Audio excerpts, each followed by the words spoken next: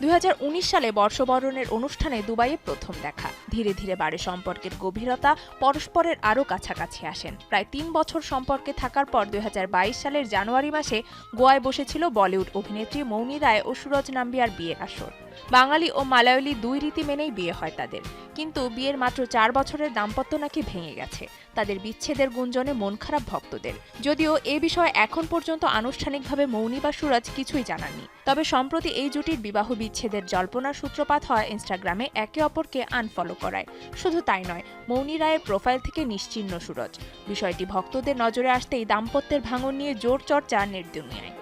একসময় থাকতো স্বামী সুরজের ছবি, আর এখন অভিনেত্রীর ইনস্টা হ্যান্ডেলে একটিও ছবি খুঁজে পাওয়া যাচ্ছে না তার। সম্ভবত বিচ্ছেদের সিদ্ধান্ত নিয়েছেন তারা। মৌনি রায়ের মতো তারকা জীবনের সঙ্গে সুরজ নাম্বিয়ার জগৎ একেবারেই আলাদা। ভারতের বেঙ্গালুরুতে জন্ম নেওয়া সুরজ পেশায় একজন ব্যবসায়ী ও ইনভেস্টমেন্ট ব্যাংকার। গ্ল্যামার দুনিয়া থেকে দূরে থাকতেই পছন্দ করেন তিনি। ফলে মৌনির সঙ্গে সম্পর্কের সময়ও খুব একটা আলোচনায় আসেননি সুরজ।